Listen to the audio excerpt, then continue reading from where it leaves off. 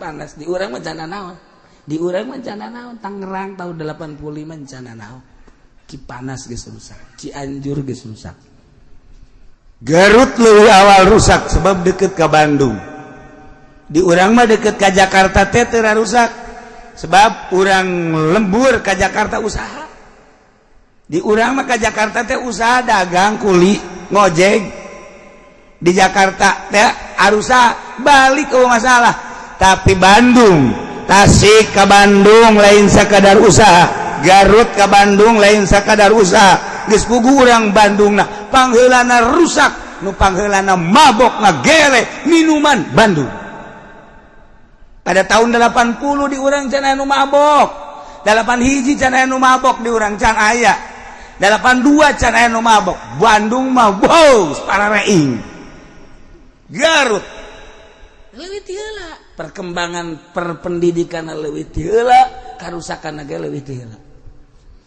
jauh jeung urang mah basi bagus mantap Garut mah nu ngaran Rajaban sepi Muludan sepi Bandung sarua sepi di urang mah masih keneh kiaina masih keneh daek keneh sanajan kudu dibayar deureus tah sok aya kituan bae teh kiai mah cenah deres rada deres kendet deres aya kan coba Garut coba masyaallah Bandung masyaallah tadi urang masih keneh nyaritakeun tentang ridah anu di akhir zaman ayeuna pimurtaden teh pohara pisan lobana dimimiti ucap pagawean tekad kurang-kurang bisa ngajaga nama ieu sing garesle sing kosewat kalaluar tina Islam na'udzubillah min lamun Kangjeng Nabi baheula nyarita Islam asupna manusia asup Islam afwaja engke kaluarna ge afwajan deui idza jaa nasrullahi wal ra'aitan nasa yadkhuluna fi dinillahi afwaja bakal nempo anjeun ka manusia bakal arasup yadkhuluna arasup ka agama Islam fi dinillahi afwaja bleg bleg bleg gede Islam horenganan ke di akhir ge kalaluarna afwajan deui bae bless kalaluar masyaallah tak sing hade geus ulah mikiran batur kuring memikiran urang we ngadakwahan batur mah bisa orang urang kabeuleuh ieu nu repot ge cilaka mending ngadawahan urang bae sorangan kuari mah ulah loba teuing mikiran batu nyukseskeun batu rai urang teh sukses zaman calon lurah urang nyukseskeun lurah calon bupati pilkada urang nyukseskeun bupati calon gubernur pilgub urang nyukseskeun gubernur di luhur panggung orenganan di akhirat urang teu sukses ngojai di neraka jadi ngade hanas kan saukur 1 juta 2 juta diberen deres anu puluhan juta ratusan juta maksudna rada deres bae dibeulem ge itu teh eta ngan ongkos doang ya insyaallah karugi-rugi otak geus paningan urang rapihan diri urang teangan ridho Allah subhanahu kumaha carana supaya Allah ridhoeun ka urang. Jika mari wa tuqbalu syahadatu biridatin mutlaqan, bisa diterima syahadah panyaksina nyaksian tentang riddah secara mutlak. Cek sakaol yajibu tafsil, wajib kudu dirinci sabab-sababna. Guys, fa'alal awali ala syahidu biridatin fa'ankara hukima bisyahadati. Lantaran bahasa wali hese didengekeun ku jelema tukang ngadodorong partai. Aduh, jadi teu asup ka ceuli teu asup. Jadi nu aya Golkar we di dieu. P3 PKB. Jadi ieu otak geus kudu di quarter ngareunana. Turun mesin. Ini bere bahasa wali teh nundutan bae. Teh cara kampanye teh gitu tah. Masyaallah, berkadeuleuh meureun pihasileun nanya. Ieu mah pan pihasileun akhirat teh we. Jadi langsung kana urat saraf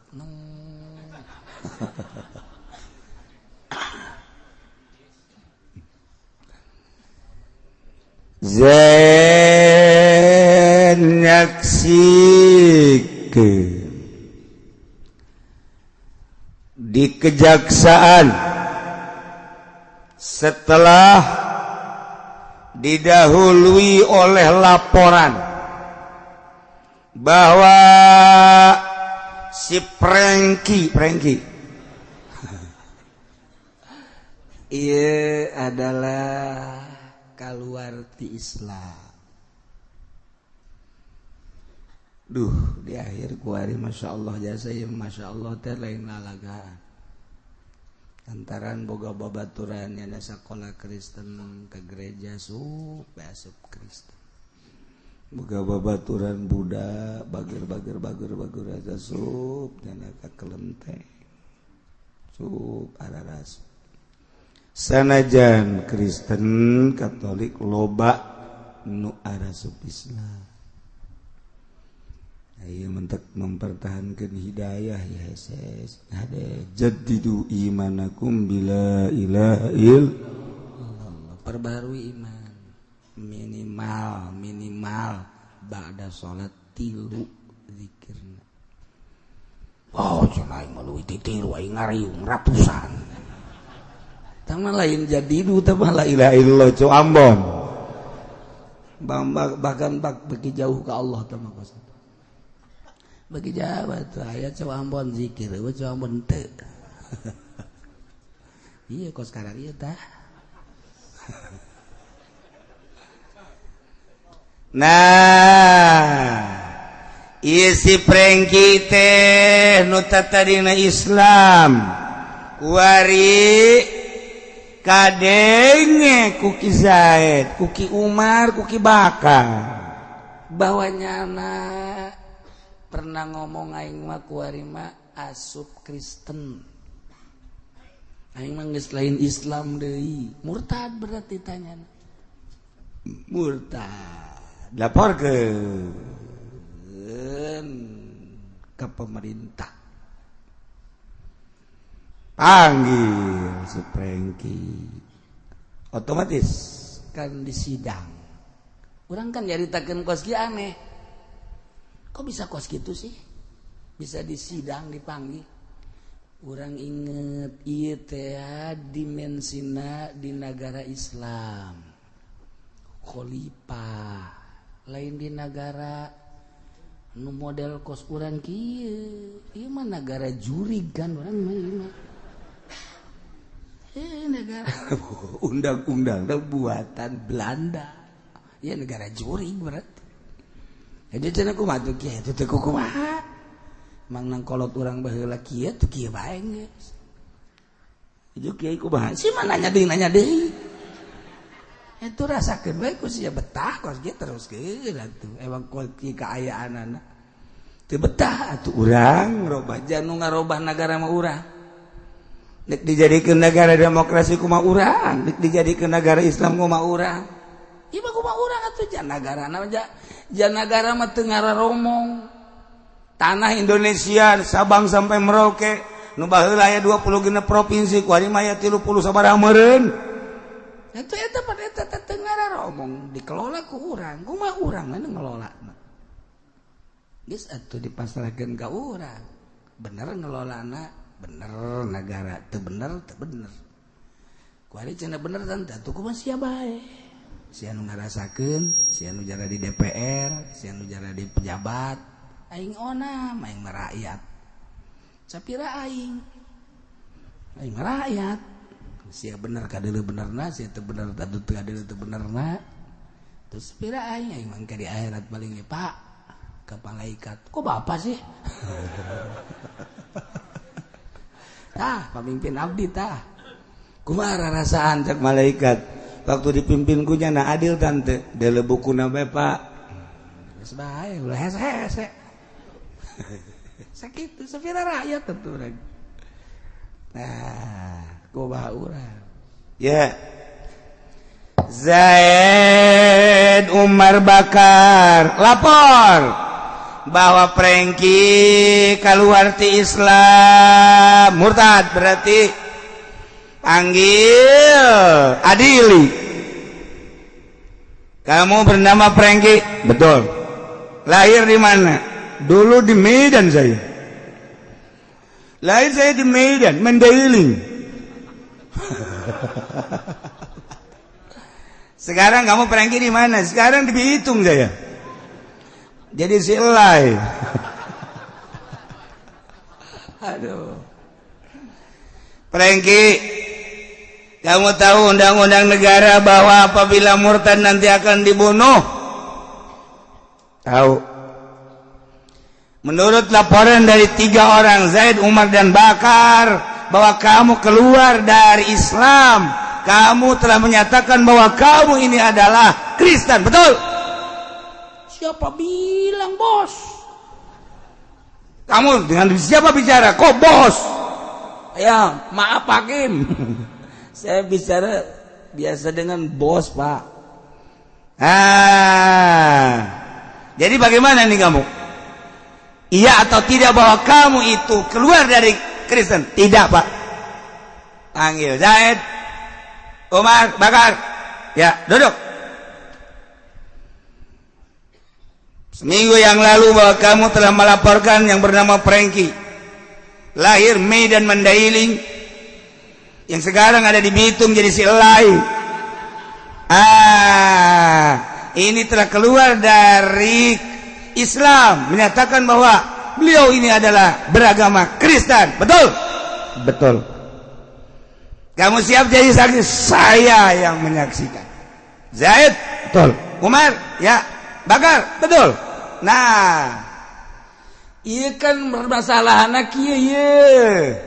Ayat 3 jelema minimal 2. Iluan nyaksian bahwa Prengki ieu keluar ti Islam. Saksi kuat tak saksi tak. Kemudian ieu si Prengki inkar. Caknya na kula mah teu ja. Henteu. Kuatan mana pernyataan inkarnya nak jeung saksi eta lamun lagi permasalahan kuatan mana saksi 3 anu langsung menyaksikan bahwa Prengki keluar dari Islam jeung inkarnya nak kuatan mana maka fa'alal awal durutkeun kaul anu awal bahwa tuqbalu syahadatu birridati mutlaqan. Andai kata Zaid, Umar, Bakar menyaksikan biriddatin dengan kemurtadan Prengki, kemudian fa'ankaro inkar Prengkinya, tetap hukimah bisyahadah hukumi dengan syahadat nu dimenangkeun Zaid Umar Bakar. Tetap bae Kristennya. Geus kita tobat lagi. Lamun nyana tobat, baca 2 kalimat syahadat. Syahadat deui Berarti aman. Nama kos kieu. Aya sarwiti leungit calana sempak. Itu puguh teu garu batur mah leungit dompet. Nyana mah leumpit sempak. Sarwiti. Sia kudu dan kateteng be di dia di kawasan naon. Leungit naon dompet tah? Lain. Naon kartu KTP tah? Lain cenah teh. Bah. Bener HP? Lain cenah teh kudu nyaho. Beuh lain Kitu aing ngabantuan ka siapan aing dinten teh ge ka sia teh tetangga. Ayo coba, sih leungit naon? Aing sedek ngabantuan mah teu naon. Leungit naon? Leungit sempak. Oh, warna ungu. Ye, warna ungu mah teu mah atuh bendera Ismet. Sia naon? Emang kula ge cenah ari ke Persita main kula sok dikitu-kitukeun. Tolol sia mah. Blon ieu sarwiti ye. Masyaallah, sarwiti leungit sempak. Aing mah isin ngadengena gawit. Sia sempak bae kudu diteangan. Emang tadi aku naon itu bisa leungit kiih, sakinana kiih. Dibuka poho make deui. Wah, maknya kiih datang dibuka. Pan aing mah santri Kudu diisangan, emangna batu. Aijol teh ya Zaid Umar Bakar. Nah, iya orang si sarwitina ieu. Cekolit naon emang? Bukus ya ke dia kenaon lid. Ya iya ieu mah tos ngabantuan neangan nu leungit. Caki Zaid teh. Ingat. Ieu negara hukum. Sing hade aing mantas neuleuh kana kalakuan sarwiti. Aing Umar Bakar. Neuleuh naon tuh? Nyana kakapalan. Berdayung. Maksudna berdayung nyana tah di mana tuh? Di imah anu encan diresi. Heuh, berdayung atuh di ditu di laut. Nyaeta kos kitu.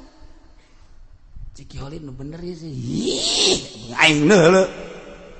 Sarwiti. Sia kan boga salaki. Oh ya kikieuan. Tuh aing mah. Nyaho bae jaen. Macem-macem bae, segala berdayung segala naon. Satu kos kieu ge aing deuleuh tah jilbab tah. Ceki Zaid. Ya, aing pengalaman ya. Aing hirup teh pernah di Cianjur, aing hirup pernah di Cipanas, aing hirup pernah di Sukabumi. Eta kapan di Cipanas? Ari jilbab bae. Ai luhur di jilbaban, ai handap disingsateun goblok. Eta di Cipanas eta. Ulah lawor emang aing teu pernah di ditu. Cekolit meureun bagian ulah ngomong saya Zaid. Saya udah kain nyangka. Eta tadi Cipanas teh karari itu jilbab. Bapak man liwat ke puncak ke Cipanas di sisi marake jilbab hararebat ya sepuh bararagus. Eta teh stok can anggeus. Tinggal ditanya bae jilbab tinggal jilbab. Baheula di Cianjur, terus Sukabumi, Masya Allah. Jadi ulah katipu ku jilbab. Beuh. Lawan lagi ustad atuh teh mah jilbab. Di Indonesia geus karari jas. Kula mah keur waktu ngaji palak di Cipanas tahun 85. Tahun 85 kula ngaji palak di Papih spolot itu kebenaran kebal teh tahun baru imah halal hak kebelah kota Zetik eta masjid Pararinu musola pinu kula kaget artinya hebat amat di orang Cipanas bau datang ke anak dibawaan ke masjid terbalik anak pamajikan terus salaki mangus komo sapoe dua poe kukula ditanya iya sih ada hebat amat orang Cipanas bisa ngararendong di masjid iktikaf nak pahara amat iktikaf iya di Tangerang mah moal aya nu iktikaf kos kieu tapi di Cipanas mah hari iktikaf kabeh salakina pamajikan barang ngobrol teh orang lain iktikaf imahnya anak disewakeun kanu tahun baruan anggaplah pila lah caknya palingnya sampai 25 poe geus nyana mengasingkan diri ke masjid goblok bin tolol eta orang itu eta kos itu segala ya Allah ya Rabbi berani sare di sisi masjid berani sare di mushola akhirnya kurang ngobrol-ngobrol jadi hiji tuh eta kakarak ngobrol urusan sewa menyewa terus ceritakan tentang muda-mudi mau diteruskan baik moal sama pengalaman anak muda ngaranna gitu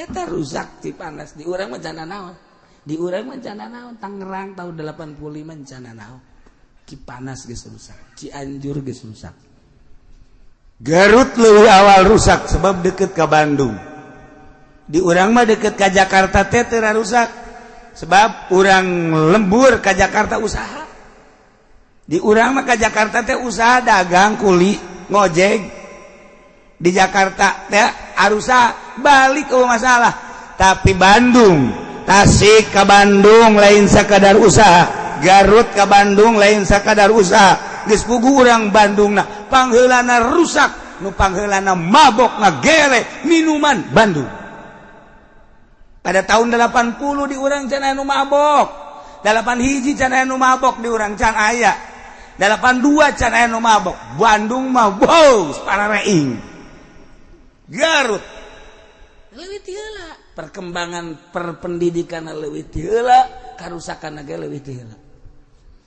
jauh jeung urang mah basi bagus mantap Garut mah nu ngaran Rajaban sepi Muludan sepi Bandung sarua sepi di urang mah masih keneh kiaina masih keneh daek keneh sanajan kudu dibayar deres tah sok aya kituan beta kiai mah cenah deres rada deres keneh deres aya keneh coba Garut coba masyaallah Bandung masyaallah tadi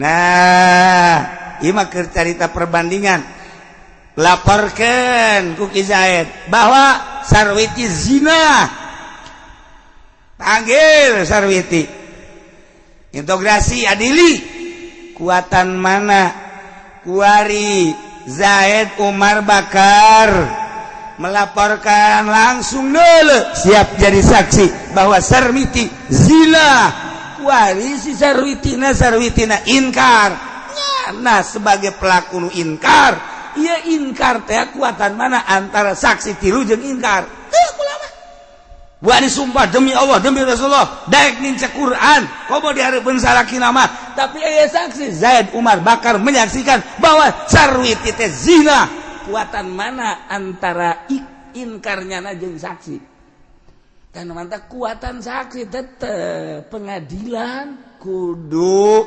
menerima saksi nyatakan bahwa Sarwiti tetap zina babari ku ngaji mah komo lamun negara Islam babari tapi kulantaran negarana urang lain negara Islam kieu kaayaanana ambalaya stumpuk permasalahan di kejaksaan stumpuk permasalahan di EMA wah nuncan kabongkar nu geus dibongkar ge can selesai jeung aya nu henteu selesai kasus berbagai kasus di urang teh nah ieu mah keur nyaritakeun bae kajeun urusannya anak ieu mah keur cerita ngaji ke diselesaikeunana di Mahkamah Agung Rabbul Jalil di hareupeun Allah Subhanahu wa ta'ala. Selesai kakar. Selesai. Benar surga, teu benar neraka. Sakitu bae. Wo, kuari mah tambah deui kasus, tambah deui kasus, tambah deui kasus. Nu ieu can beres numpuk jasa. Kasus tahun sekian, kasus tahun sekian, kasus tahun sekian. Angges-angges. Urang mun nyaritakeun tentang hukum babari sebenarnya mah lamun langsung ditangan. Jatuh negara teh kapan ngabogaan kitu wilayah. Mere di gubernuran, provinsi, daerah, kabupaten, kecamatan. Atuh ja kitu-kitu kene perurusanana mah. Maka jeung teu selesai sagala rupa. Mantak aneh. Naon gaweana atuh kuari? Teu selesai kos kitu tah. Ja hukum mah Al-Qur'an, hadis narjamakeun Qur'an, kemudian ijma narjamakeun hadis, dikitabkeun, tinggal dibuka kasus naon, kasus naon, kasus naon, kasus naon, kasus naon. Mantak ngomong mah babarian ngomong tibatan ngising. Ngomong mah teu kudu ngabeten, ngising mah pan kudu ngabeten. Ngomong lamun tas ngadal kocapi mah kababelan. Ini babarian ngomong abong letah teh tulangan.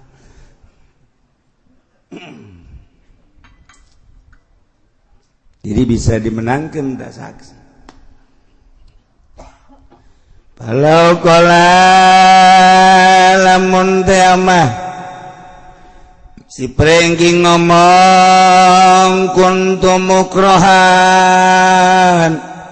kaulan numantak menyatakan bahwa kaulah asup Kristen lantaran gula dipaksa.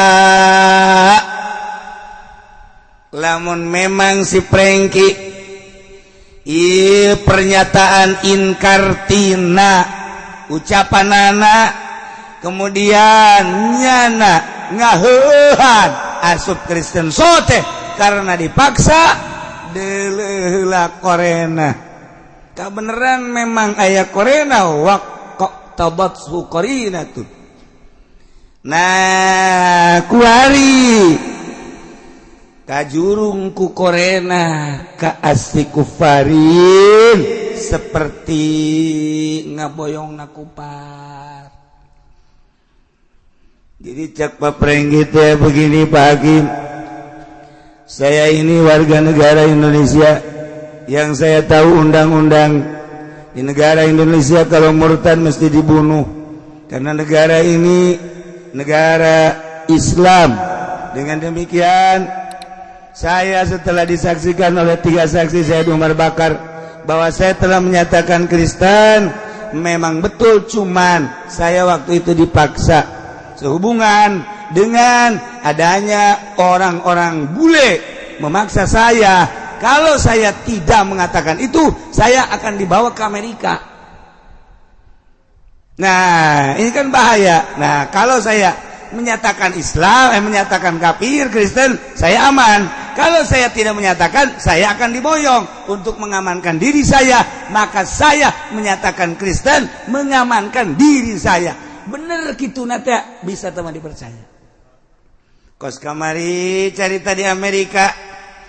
Loba jasa nu asup Islam ngayakeun gerakan di Amerika. Kalau ada orang yang masuk Islam, panggil, adili. Maka orang-orang Amerika anu asup Islam, satu, tidak boleh diganti nama, sebab nama yang Islami akan mempersulit dirinya. Satu. Yang kedua, biarkanlah salib dipakai, tetap ngagantung di diri untuk mengamankan diri. Sebab di itu intelna luar biasa. Satu, intel tentang KTP. Kalau pergantian nama dari nama Kristen ke nama Islam, iya akan dipersulit. Yang kedua, salib lamun kita dipakai, iya jadi masalah. Nyana tetap nama Amerika baik, kemudian nama kafir maksudnya, kemudian salibnya ngagantung baik. Padahal kolbu nama Allah la ilaha illallah, mengamankan diri. ketika ditanya tetap baik nyana mengaku Kristen baik sebab sebab loba jasa anu geus ditembak dibunuh ditembak disel gitulah seputar peperangan perang agama perang budaya perang fisik perang kurs perekonomian urang kuarikan ke perang antara yuan jeung dolar perang teureun terus bae nu eleh rupiah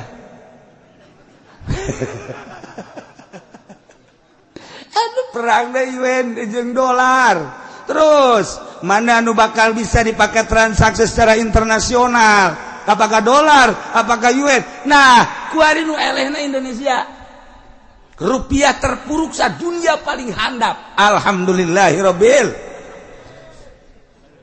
nyungkun tak budak sababaraha negara geus merubah tentang perekonomian anak aya anu merubah penambahan uang Jepang aya anu merubah ditaikeun tentang kursna beberapa negara dengan teknik-teknik ekonomi di masing-masing negara nyana terus untuk mengejar supaya tidak tertinggal perekonomian anak wabeh kejaran-kejaran anak macam-macam ketika Indonesia nu ngomentar hiji aja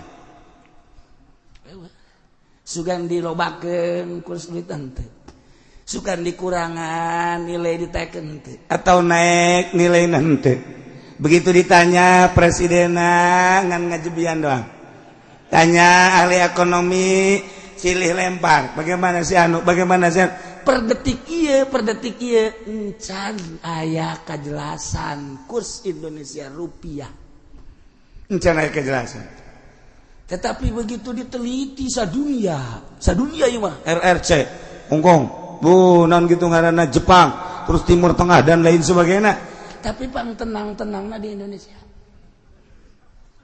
di batur geus bergejolak kita perekonomian bakal kumaha Indonesia mah tenang bae tenang sebab naon sebab boga duit meuli teu boga duit menta kitu bae Indonesia tenang ya bari keur dicontoh Indonesia dicontoh lantaran teu berontak masyarakat teu berontak sakitu geus tina 9.000 naik kana 10.000 naik kana $11.000 berarti kan $1 teh ya 11.000 naik 12 naik 13 naik 14 naik 14,7 hampir 15 tenang bae namun ditanya euy dia dolar sabaraha sabodo dolar ieu sabaraha teh sabaraha sapira aing geus lain ieu negara presiden saha teu nyaho aing mah aya tahu presiden datang katanya hoya presiden atau boro-boro presiden mun ditanya hei bupati siasa urang keur leutik mah keur di SD teh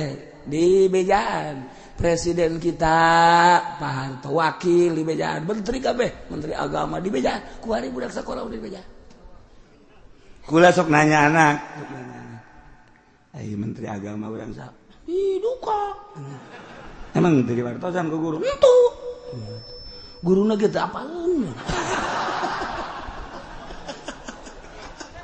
Indonesia udah waktu sekolah teh ka bupati urang saha eta teh camat urang saha dibere nyaho teh ku guru camat urang saha lurah urang saha bupati urang saha wakil saha gubernur saha jadi nyaraho terus engke menang sabulan di bejaan deui tetep Pak Haji Hasan gelam eta rajin nya mah ngabejaan ka urang pinter orang kayak presiden orang saha wakil saha terus menteri saha kuari mah budak mun ditanya teu nyahoan menteri luar negeri saha duka menteri dalam negeri duka menteri agama duka ieu mah geus we duka nu apa ieu mah teu nyaho bosen deh Masya Allah nah iya orang keur ngobrol jeung wali Allah nyaritakeun tentang kasus ridah jadi betapa kuatna saksi ketika menyaksikan kasus tentang ucapan ridah bahkan pekerjaan ridah bisa diterima walaupun nyana inkar, kecuali inkarna berdasarkan kasih kuparin tetap sudiko biamin wa illa andaikeun teu aya korena teu bisa diterima. Geus anu teu bisa diterima tetep nyana dihukumi murtad. Geus tidak tobat. Lamun urang nyaritakeun tentang negara Patali jeung Islam, negara Islam ngeunaheun. Aya nu murtad panggil, titah tobat. Aya nu teu salat panggil, titah tobat. Teu daek tobat. Nyana teu salat zuhur, tanggukeun ka asar, tanggukeun ka magrib. Teu daek salat datang ka magrib. Isya tembak. Ayo sia tembak. Oh, jelema sarolat kabeh hujan. Maling mangge potong cege sakieu tek maling deui sakieu tek potong maling deui sakieu tek nginaheun kan urang walil qisasi hayatu ya ulil albab aya nu zina had nan muson ranjam aman negara nu mantak embungeun ge di laluhur DPR ge embungeun negara urang dibentuk negara Islam sebab jaknyana hese maling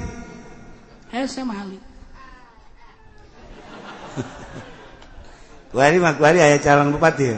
Di sana calon bupati atau calon gubernur nu ieu bagus akan melaksanakan aturan-aturan sanajan di negara demokrasi pembangunan sesuai jeung kitu mistina nu ieu mah bajingan teu nyahoeun bodoh nu ieu pinter nu ieu bodoh ngan nu ieu rada loba duit nyebar ieu nu si pinter nu si bager nu si bagus moal menang ieu si bodoh didaruku di dituna ge di instasina didukung ieu geus kajahoan bagus bakal ngalaksanakeun undang-undang ieu mah can pugu tetep nu didukung di sekitarna ieu. Wah, Depak ngadukung ieu, MUI ngadukung ieu. Wah, luar biasa ieu. Ieu ke calon gubernur bae. Ieu NU ge NU. Blon teh NU. Tetep ngadukung ieu.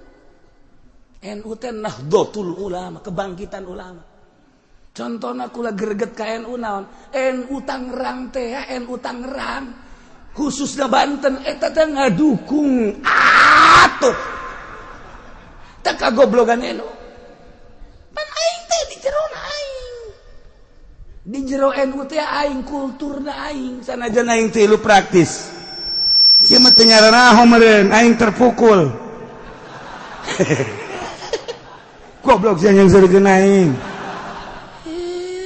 Kadenge emang aing teu ngadenge NU ngadukung atut pan ieu teh Nahdlatul Ulama Nahdlatul Ulama sakali deui Nahdlatul Ulama kebangkitan ulama masa ulama ngadukung cewek sih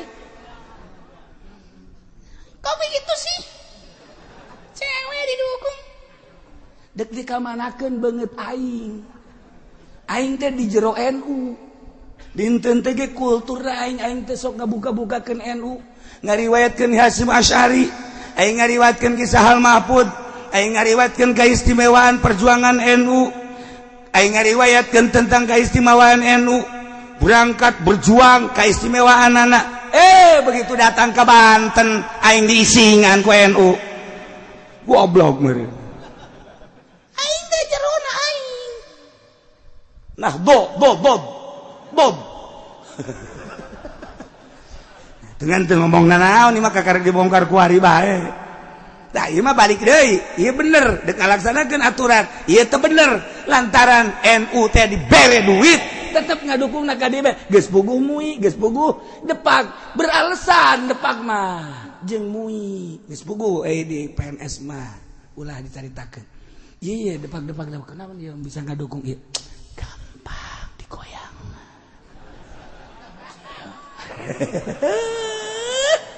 geus kadinya bae tah aturanana tah Mui kos gitu, depak kos gitu, dek mana pilihan gua.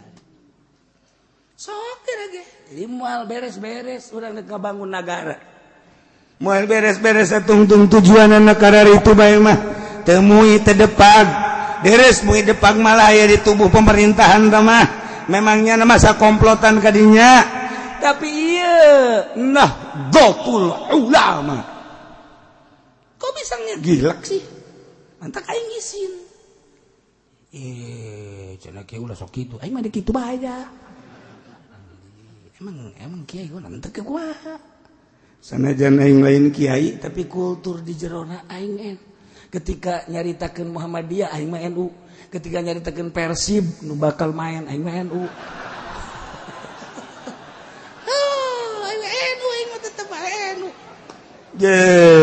Tapi ketika main NU teu bagus. Ieu naonan emang NU teu diperhatikeun. Atuh diperhatikeun. Santri seluruhna memperhatikan NU, ustad memperhatikan NU, kiai memperhatikan NU. Ketika NU leping plan, kasih si kagigir. Yo. Ieu mah kudu dibawa ke dadung. Ditarik siapa ieu. Jelas hese tuturkeun. Geus atuh dek bangun bangsa jeung nagarana kandas deui. Hese. Geus kitu kumaha tuh? Teu kumaha, geus sabodo nyana-nyana urang-urang. Ketika cenah kunaon teh Ki Uci teu nuturkeun anu sia dituturkeun ngagilek bae nabrak melulu. Nabrak sia nyupiranana. Ieu mah urang papada urang bae ngomong teh lantaran urang ge papada NU. Nya ulah disebarkan kemana-mana ulah. Ima pada urang bae kadi itu ngomong pada urang deui, kadi ditung pada urang deui. Orang nyaho sadunia nyaho kabeh. Aduh, masyaallah karim. Orang ese. Nyaritakeun ulama tuturkeunana NU sebagai figur di jerona aya bahsul masail pugunya di ditu nagara ribut muktamar nagara ribut pasa ulama kos kitu ya Allah ya Rabbi kula ngutus aja pendi jeung pudoli ka ditu milu muktamar ka ditu milunya na ka ditu teu datang ka ditu balik deui kunaon sia balik deui aya mere duit lah cukup. Geus maksudna ge duit cek nanti geus lah teu kudu ka ditu geus saha bae nu menangna geus urang mah amin bae. Geus hancur nagara ieu lamun kos kada itu kabeh. Kos nu tadi tak wakil kula hancur.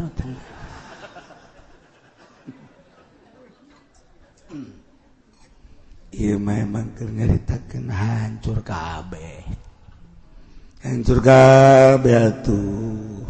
Mantak loba kiai nu gakula kunaon cenah kiai teh ilu-ilu di partai henteu berjuang. Perjuangkeun ku sia hayang nyaho coba. Datang ka mana perjuangan sia nyungsep sia. Sia mah ya memperjuangkeun naon sia. Tu aing ge hayang berjuang, ge aing ge boga otak. Aing ge pikiran, berjuang aing ge. Agama meujeunna teu mun diperjuangkeun di Golkar. Agama bener henteu meujeunna teu mun diperjuangkeun di P3. Agama aing ban urang mah bagian agama. Agama mau diperjuangkan di PKB bener tante. Ternyata atuh boro-boro dek memperjuangkan melalui partai JNU na ge teh kos kitu. Aya cewek atuh terus banan mere duit. Masa ulama kos kitu sih? Tah, ieu mah sekedar nyaritakeun ala kadar, mudah-mudahan kaharepna bisa lebih baik deh. Leuwih bagus sebab etalah tuturkeun urang. Tapi wari geus kada gini ku ceuli. Aya tah di bagian NU, pokona urang mah saha nu mere duit bae cek kitu. Ya Allah ya Karim. Gitulah guys, lamun memang aya korena bisa diterima teh aya bisa. Falanas'alanna allazina ursila ilaihim walanas'alannal mursalin wa wallahu a'lamu bimuradi engke urang tekan kiamat sanggeusna kiamat tiupan pertama Kangjeng malaikat Israfil alaihi salam niup jelema teh ka kaler ka kidul kawetan ka kulon lulumpatan anu keur nyusu anakna dibalangkeun budak leutik keneh kakarak leumpang geus suisan kobo aki-aki mah modar di dinya geus aki-aki mah teu kudu kiamat ku ari ge titah leumpang di nu panas engke oleng gejebur sorangan mentak lamun perangnya nama engke ku Amerika ge moal ditembak moal nya perang tutut hook senjata nembak nu kieu cek antep kan lupat di kieu doang moal ditembakkeun hook luru aing ka sia budak beladik goplak no kan bener kan paeh sia nama geus aki-aki teu kudu diangsongan senjata aki-aki mah angsongan sieni urang Lampung ayo saya kena naik paeh di luhur bateung nah ieu ke kiamat beres parae ganti bumi rata gunung Masya Allah mentak kurang lamun jaritakeun ente nyangka gunung teh bakal na angger horenganan tamur meresahab gunung nuku urang kaciri teger watarol jibala ente neule gunung pajar ente magagah tegak luar biasa horenganan gunung teh leumpang tamurrum maros percis okos mega bae leumpang gunung gengke ba leumpang yo ku balikat Israfil ha lelempangan ka kaleng aju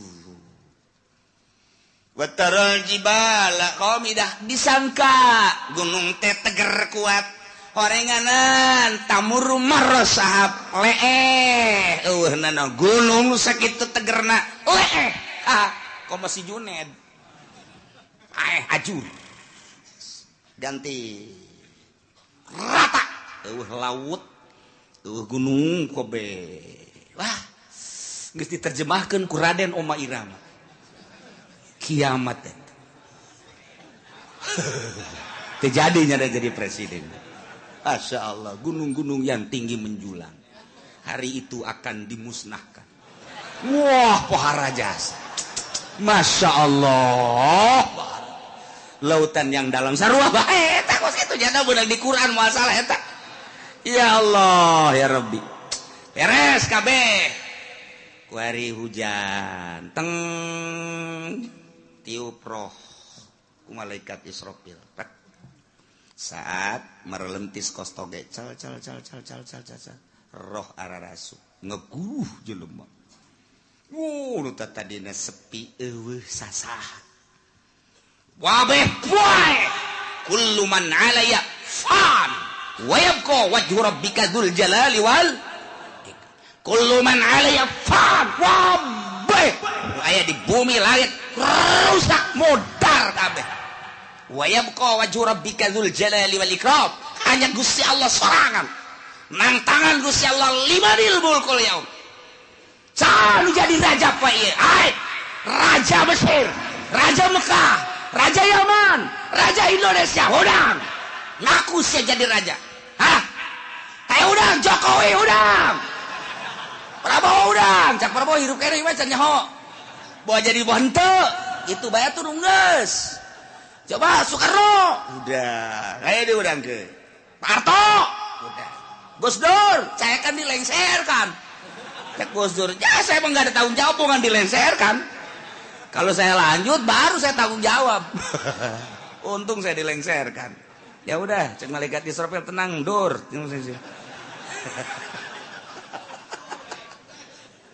Masya Allah tantangan limanil mulkul yaum geus beres kabeh harirup giring ka mahsyar timbang amal timbanganana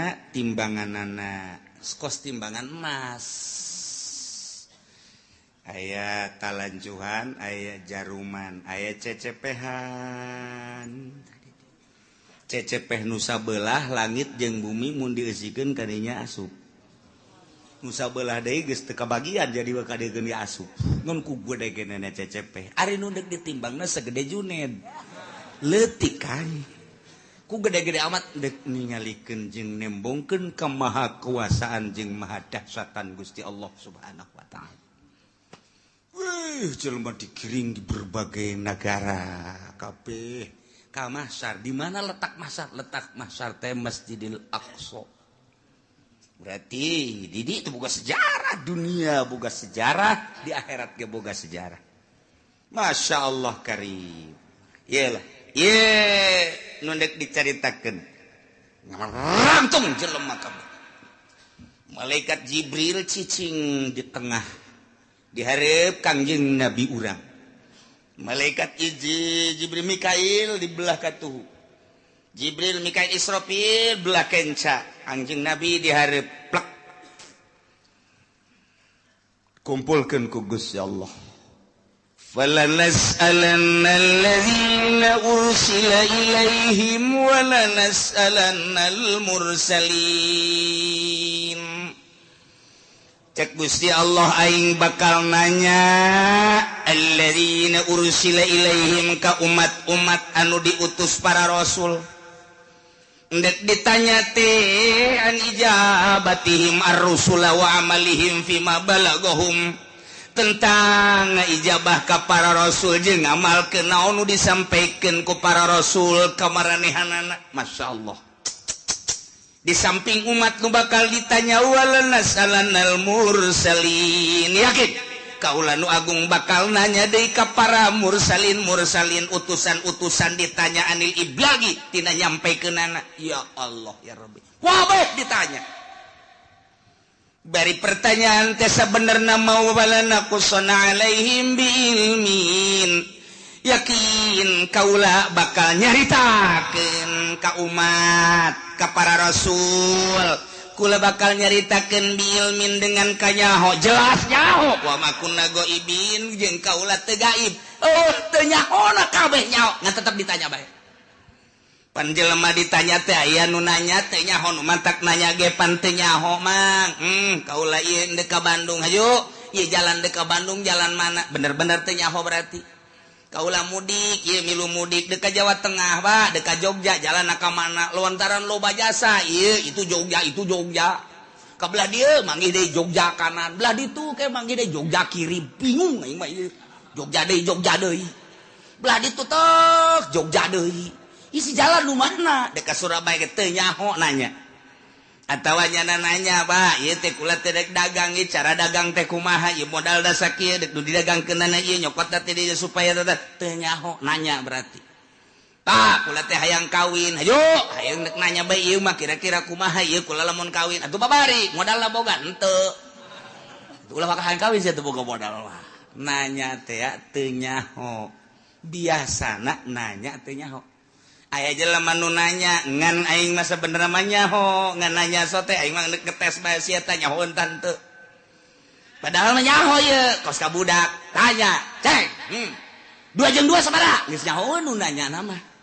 Ngan ieu dites. 2 jeung 2? Cak Bapak tolol sia. Kudu ngabalikeun deui ka aing. 2 jeung 2 sabaraha? Cak Bapak, wah budak blon nih budak. Mun cak Bapak 4 kula 4, mun cak Bapak 5 kula 5, ku cak Bapak bae. Nyaho ye. Nu nanya nama guru ka murid nyaho. Nu mantak nanya teh dites berarti. Nah, aya deui nanya teh ngajejeleh. Boga anak minta duit dibere tas 1 juta. Yo, meunang saminggu minta deui teh jang anu bere deui. Minta deui dibere deui. Geus kalima kali ka dieu sia, cicing sia dinya dieu. Hai, aing geus sabaraha kali mere duit ka sia bego. Teu meunang tah anak atuh hitung bae ku bapak, ditikem sia ku bapak. Goblok. Atuh nyahoeun bapak ge ieu geus mere duit sabaraha kali, ngah sudah dipake naon tah duit. Ieu sia didinya. Pertama, sia ku aing minta dibere. Kadua dibere, aju minta deui dibere. Tah aing nanya ka sia geus sabaraha kali aing abah ge mere duit ka sia.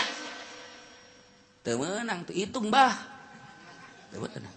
jalain kos gitu teman maksudnya nyarekan aing lan sakali mere duit ka sia tapi ku sia teu digunakeun eta duit tuh tolol-tolol teh si otak pasang atuh menta deui si mah gawena menta malulu nyarekanan teman nanya tapi nyarekan Wadi bah, ya mah boga duit, ajo minta duit sore saya mentana. Mio seperti tah mio. Oh sia dibanding mio, tapi pakai kusianya, nu bener tah, belikan kusia. Lamun kredit jeung cash lain deui bah hargana. Lamun kredit sabaraha? Barakara kredit?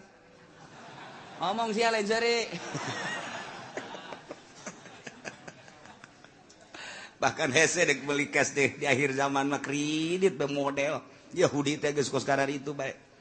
Nah, belikeun. Menang meureunanan setengah bulan bah. Ang melikeun motor deui motor naon? Motor Mio. Anu itu ka mana? Aya mah aya bah. Ngan ieu kebutuhan aya deui bah. Bere deui. Ja aya ieu bapana ge. Duit mah eueuh bapana mah aya. Aya tah. Bere deui. Bere deui 3 kali. Budak motor kamarananya dibeli cenah kebutuhan barang ditanyakan ternyata dijual. Oh adek abah sabaraha kali belikeun motor ka sia hah sabaraha kali pada teh nanya nyaun jan umang meulikeun ge abah pan make nanya deuk nyarekan nah ieu ge sarua ye Allah teh deuk nanya ka umat atuh teh kudu ditanya ku Gusti Allah jaulurkeun nyahoeun. Ja Allah mah pangeran. Urang turun ka alam dunia Allah nyahoeun, kuari hirup dihirupan ku Allah, Allah Maha Uninga. Kemudian urang kuari ayeuna di baya pagawean dagang berpolitik atuh Allah mah Maha Uninga. Kapae-pae urang mah teu nyaho ira bakal pae Allah bageus nyahoeun. Kumaha ditanya tuh urang ku Gusti Allah, nanya da deuk nyarekan ka urang. Nah, ieu sia bakal ditanya ku Gusti Allah. Menang kieu sia ku aing pan dihirupan nah ieu sia harita teh hirup kemudian pagawean sia waktu hirup naon bae cak Gusti padahal Allah nyaho cak urang teh atuh coba bae Gusti ka nyahona tumpahkeun ka dieu wah dikerekem sia ku Gusti Allah teu menang kos kitu nyanggakeun sadaya-daya Gusti mun Gusti Maha Uninga nah ieu bakal ditanya urang kabeh ditanya urang sebagai makhluk ditanya Kangjeng Nabi lagi ditanya sarua bae. Urang ditanya tentang naon? Tentang an ijabatihim ar-rusul wa amalihim fima balaghum. Urang teh ngaijabah ka Kangjeng Nabi. Narima kana ka Kangjeng Nabi syariatna jeung ngamalkeun datang ka mana? Ditanya. Zaman Kangjeng, zaman sahabat, zaman tabi'in, zaman para wali, kuari. Junaid maju. Enggak. Zaman saja hirup beye aing mah lain nanya rajana lain kiai sia nu nyampaikeun amanah para rasul nu nyampaikeun nu tabligh nyampaikeun amanah rasul saha zaman sia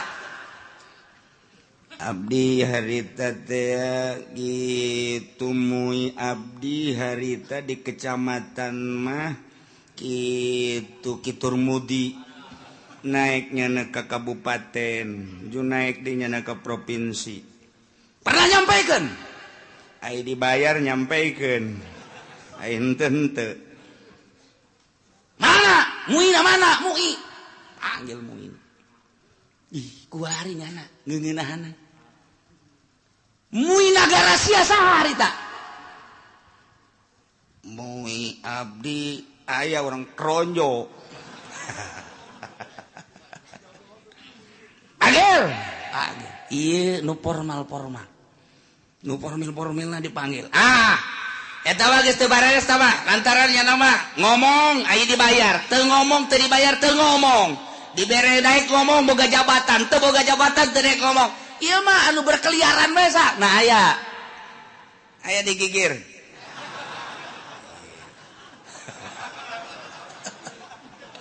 Disebutan di Jakarta kiai anu di kampung kiai anu pernah nyampaikan pernah cara nyampaikan aku mah muludan bere duit eta lah lamun dari bere duit ngaco ulah nu eta nu asli nu nyampaikan nu asli saha ayo geura budi bejakeun diangsongkeun ka hareup kumaha coba eta urang lamun geus dikitukeun kumaha eta dihareupeun Gusti Allah. Sia zaman ieu pernah nyampaikeun nyana bahwa nabi akhir zaman Kangjeng Nabi Muhammad pernah. Kemudian naon nu disampai-sampaikeun ku manehanana rukun wudu, rukun salat dan syariat lah dain semua. Bener. Coba tanya kiaina ditanya deh. Siapa pernah nyampaikeun? Bener. Nyampaikeun lagi iraha bae. Ai diondang muludan. Sok diberkatan. Aya. Mun teu diberkatan dibuleudan moal kadinya deui. Wah, teu beres ya. Aduh, Masya Allah. Nah, ia bakal caritakeun secara global be umat bakal ditanya tentang narima syariat ti Kangjeng Nabi na nya atawa henteu aya apa henteu. Ditanya, hai umat, pernah henteu Muhammad nyampaikeun amanah ka anjeun, tablighur risalah. Wah, jelema bur kabeh ngomong, aya nu pernah, aya nu henteu. Ai Islam kabeh nyaritakeun pernah, kafir mah henteu, kan bela dirinya. Cak Nasrani teu pernah, kami mah teu pernah sampai berita-berita kebenaran Muhammad, teu pernah sampai Muhammad nyaritakeun tentang syariat, teu pernah. Nasrani Yahudi kabeh wah, bangsa encek kabeh ngararomong engke mah kuari nyana baru teu beuteungna, engke mah nyana di ditu pias. Teu pernah nyampaikeun umat kaula teu iman ge ka Gusti, teu iman ge ka Muhammad. Oh, berita nyampaikeun. Maka uranglah jadi saksi itu. Wah, pacencongan urang jeung urang. Tidinya lah al yauma nakhtimu ala afwahihim wa tukallimuna aydihim wa tashhadu arjuluhum bima kanu yaksibun. Rame atuh pan. Wah, encek kampung Melayu ngomong. Hanya geus teu make hayah kampung Melayu mah. Cek RRC bener. Nu kampung Melayu mah geus pohon, bapak bahasa encek lagi geus teu bisaeun. Eta mah nya encek, nya susah. Ya Allah, nya di neraka saneng-neng rugina ka bina-bina. Hehe, pohara jasa. Ari tatanggana mah nu Islam sanajan nyana ka neraka pan bakal dikaluarkeun. Tatangga si encek. Nilu nya digawe jeung encek. Tapi kan nyana lantaran aya imanan tetep dikaluarkeun, untung kan. No iya, walalas alanal ladzina ursila ilaihim, ditanya umat tentang nerima atau henteuna ka para rasul. Jeung sanggeus nerima ngamalkeunana. Macem-macem ke rame. Walanas alanal mursalin, para rasul ge ditanya, Adam ditanya, Idris ditanya, Kangjeng Nabi Nuh ditanya, Kangjeng Nabi Sulaiman, Kangjeng Nabi Isa, Kangjeng Nabi Musa, Kangjeng Nabi urang ge ditanya, nyampaikeun apa henteu? Masya Allah. Padahal mah Allah teh nyahun falanakusson alaihim biilmin wa ma kunna ghaibin. Teu gaib nyaho, ngan deuk hayang nyaho coba datang ka mana bari deuk ditaubeh, di memeleh di jejele. Aya jelema anu ja abdi mah ieu hirup teh di zaman SBY, kiaina harita kiai Pulan, abdi mah teu pernah ngadengi nyana nyampaikeun ore cok jelema teh falanakusson alaihim ilmin. Cak Gusti Allah nyaho aing ge. Sia teu ngaku datang tablighur risalah melalui kiai anu siana. Cak Gusti Allah nu teu ngajading teu ngadenge. Pan aya muludan, pan aya rajaban, kiai ngabuka pangajian, tong-tong lagi datang ka songek. Siana nu teu daek, falanakusson alaihim. Allah jaritakeun, nunaeun bagi kiai nu katitipan ilmu sampaikeun. Besingke di akhirat ditanya, walanas alannal mursalin, ditanya para mursalin, ditanya para wali, para kiai ketika urang dikahareupeun. Kiai anu sia di zaman anu nyampaikeun teu? Henteu. Kunaon sia dititipan emang teu nyampaikeun? Oh nu ngondang. Kunaon sia nu mata kayang diondang? Ieu. Cak ditangkal amun naon tah? Naon tah? Teu nyawa nya nambongan di ditu tah. Ngadeukeun tukang sate. Ieu tah. Tuh kan ditanya kabeh, umat ditanya, para rasul ditanya, Gusti Allah. Umat ditanya, para wali ditanya, umat ditanya, kiai ditanya kabeh, mana ting rame. Nah, wa ma kunna ghaibin. Sabenerna mah atuh aing teu gaib. tekanyaho nyaho an iblagi rusul wal umamil khaliyah bima fi ma amilu nyaho tentang nyampaikeun para rasul nyaho pisan atuh uning pisan jeung umat-umat anu sepi tina pengamalan nu ngamal jeung nu henteu nyaho Allah secara perinci juz'i satu persatu nyaho Gusti Allah. Si ieu gadenge, si ieu ngamalkeun, si ieu narima, si ieu teu ngamalkeun, si ieu narima, si ieu ngamalkeun setengah, si ieu narima, si ieu ngamalkeun poara, si ieu narima, si ieu teu ngamalkeun. Nyaho Gusti Allah bakal dicaritakeun hiji-hiji. Falanaqussanna alaihim bi'ilmin wa ma kunna ghaibin. Nu gaib teh Gusti Allah. Gusti Allah mah uninga. Nu mantak urang kuari salat ti penting teu kudu dikanyahokeun ku tatangga cukup ku Gusti Allah. Engke bakal ditanya, ketika ditanya ayah tak berita tabligh risalah ayah melalui kiai anu sia ngamalkeun tante nyangakeun sadaya-daya ke Gusti-Gusti mah uninga abdi peuting-peuting ge hudang haju kiai haju hayas deui eta anu ku aing ditolol-tolol ge sia goblok sia hudang mah hudang tapi ngan kiai doang tapi kan uninga Gusti Allah aing nyaho ka sia sok ngaji lempang ngaji nyaho aing ngadengekeun nganyaho haju ngamalkeun nyaho peuting sia hudang haju tahajud aing meukeun nanya bae cek Gusti Allah sebagai pangeran ditanya ku aing hijau padahal mah aing geus nyaho falanaqussanna alaihim bi'ilmin wa ma kunna ghaibin nu gaib jeung aing mah aing nyaho ka sia narima ti kiai anu kemudian sia ngamalkeun geus ka belah dieu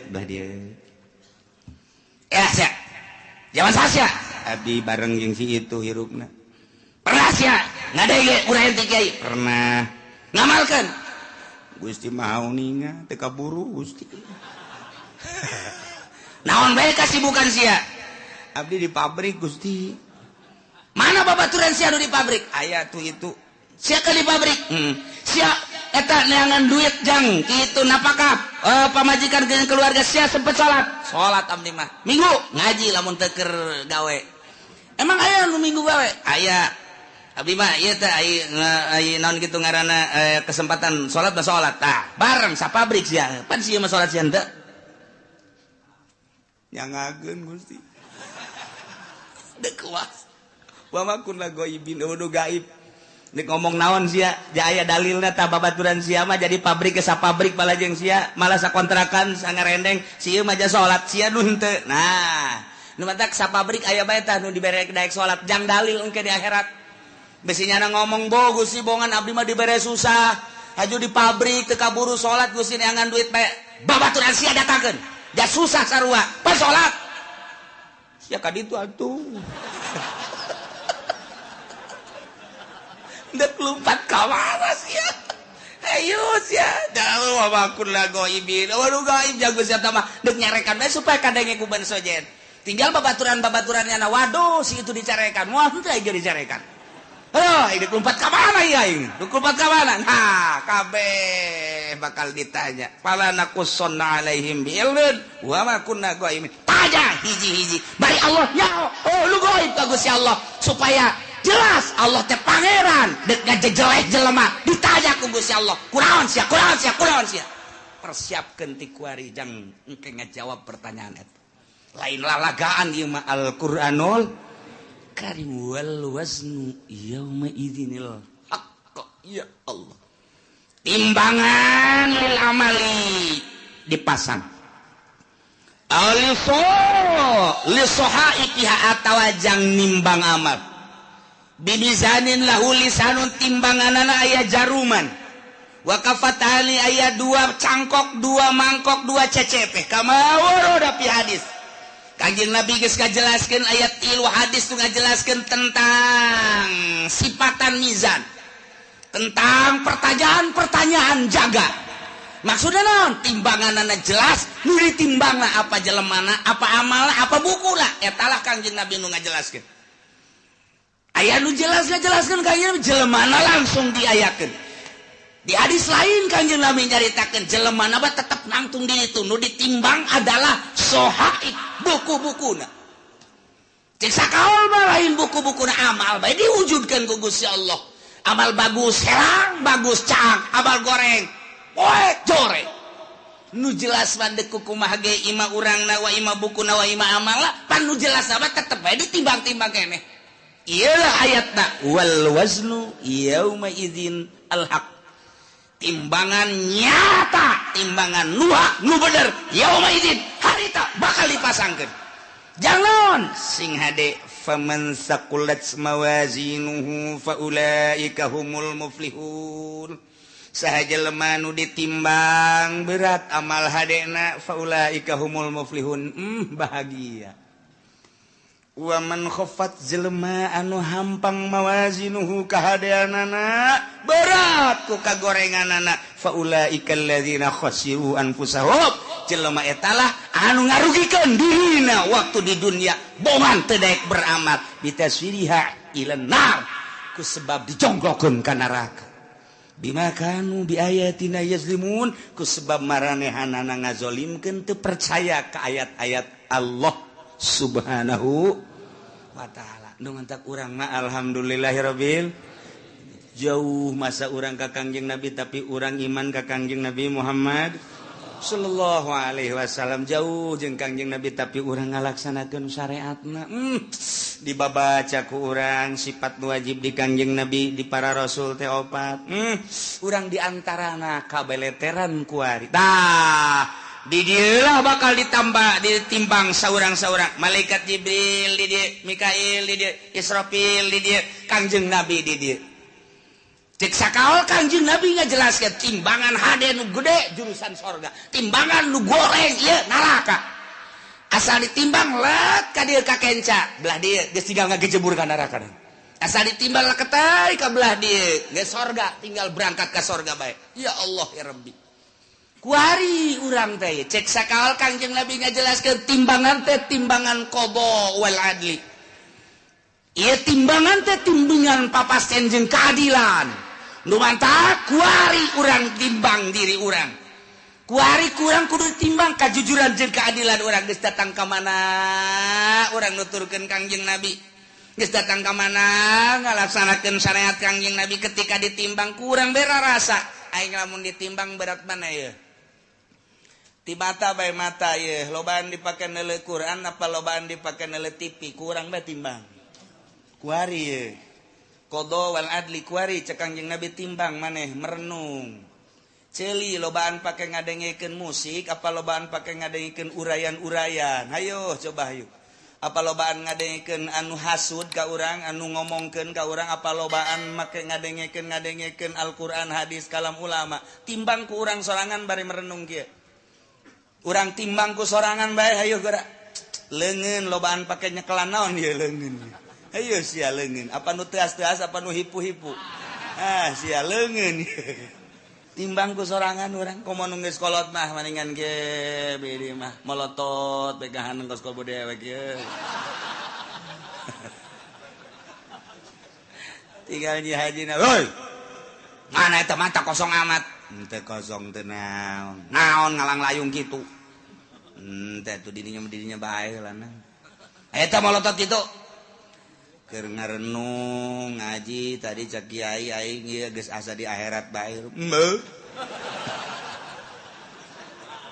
ya hajina teu percaya karena kuari bae kalau ngomong gitu atuh sia ini bener ku sia dikitu-kitu dekeran tuh iya keur ngalamun aing di akhirat teh cek kiai ge timbang cenah amal hampura aing haji dia tukul ge hampura tah geus rada deres sakitu mah tukul deui beureun hampura sok nyerekan ka Pak Haji tenan atuh hampura aing geus dihampura jasa mun aing kawin deui tah pakarak dek bener ge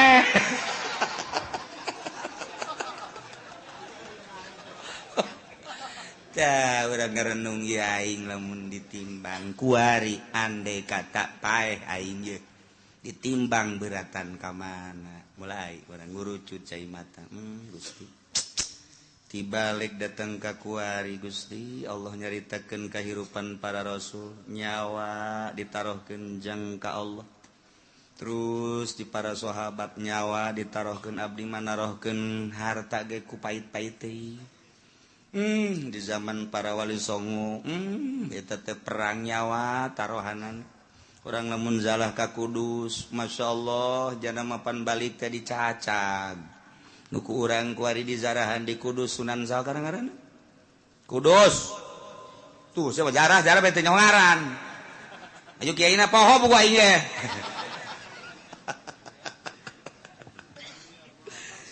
tuh tepannya nama perang Sunan Kudus mah perang balik tepan dibawa teh tinggal nyawa balan cak sakawal bapan potong ieu nage nu kurang dizarahan eta saja persadi Kudus teh Kudus masyaallah balik nyawa batur menyawa taruhana pake ilai kalimatillah renungkeun ku urang aing boro-boro nyawa duit ge ku pait-pait teuing ge aya masjid ge butuh ka keramik koop biasa bisa babara kali haji jamang haji mah atuh jajan mah aya atuh ieu keramik ieu keramik nu sajen heula ke kurang karak aing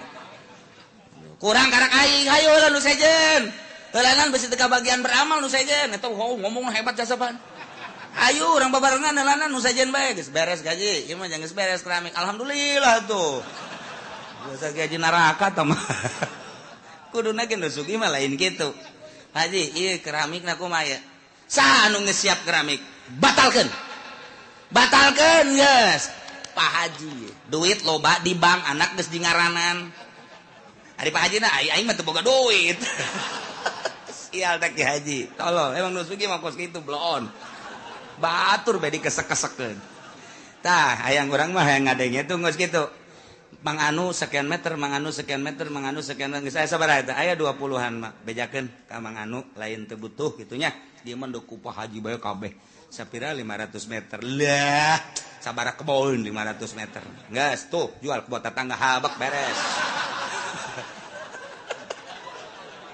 oh bener lah Ki Haji dasar pelit-pelit bae tah ngeunaheun urang ngadengena bejakeun geus dulu sadaya hampura ieu mah dek ditarima bae nu 1 meter 2 meter ngan ke dialihkeun ka nu sajen sebab ieu keramik ditangkes ku Pak Haji anu oh maksudna abeh teu kesel deui cek jada teh ieu mah duitna aya naon teh geus alhamdulillah atuh nu kami mah geus kanaonkeun bae kan ngeunaheun teh mun aya di lembur lu kos itu ieu mah henteu Pak ayo heula ke kurang aing kurangna 1 meter eta nu dimaksud ku aing aduh ya udah sugih dur-dur pet tu kos kieu tah iyalah wal waznu yauma idzinil haqq fa ulaika faman saqulat bawazna Kangjeng Nabi na di dieu maksudna naon eta Kangjeng Nabi di dinya cicing ya Allah ya Rabbi Kangjeng Nabi lain samaneh ketika ditimbang umat Kangjeng teh ti heula pan al awwalun al akhirun umat Kangjeng Nabi teh pandeurina diayakeun pangheulana ditimbangna Kangjeng Nabi di dinya sabelah Kangjeng Nabi cicing di cukang neraka jahanam Masya Allah lain lalagaan Kangjeng Nabi emang kumaha begitu ditimbang teh nu kadeu ku Kangjeng Nabi leket teh ka kenca Kangjeng Nabi nyekelan surat ulkoh ngaranna tek gegera dikejakeun naon cak dibero lalu bomong berat antah tadina kadi itu kok jadi kadi salam surat letik mah eusina la ilaha illallah muhammadur rasulullah eusina eta tah la letik jasa surat asal ketei kadi naon teh cak dibero lalu nu penting salamet bae sada senang jasa urang boga Kangjeng Nabi modal kitu senang mun aya presiden nu kos kitu mantap jasa tah ya Allah ya bahkan sinar sholawat maka dulu begitu dek ditimbang tak timbang leketek kade maneh kadele ku kaula cek Kangjeng Nabi ai Tuhan saha ma ahsanaka wajhaka wa ma ahsanaka khalqaka saha ieu kasep amat jeung bager amat ana nabiyuka Muhammad oh ku kaula kadele maneh sok maca sholawat 11 ta salat seeutik jasa cek ya aduh aing 11 baheula isinya diomongkeun di hareupeun jelema cak batu deh 11 doang geus kajeun 11 ge lantaran saya istiqomah geus begitu ditimbang tek teundeunan sholawat ka dieu oh 11 bae kuat ka salamet tas salat 11 nyana nanya heula masana wajhaka kasep amat Tuhan saha jeung tita tadi tutulung bae ana nabiyuka Muhammadun oh poharai kaciri ta nu sok maca sholawat mah ku Kangjeng Nabi kaciri sidar sholawat tah geus disalabat-salabatkeun mantap ku ari ulah-ulah cicingeun geus kolot poe Jumat geus jam 10 ka masjidna ih teu bisa jam 9 mah teangan di dinya tihang jang nyalan deui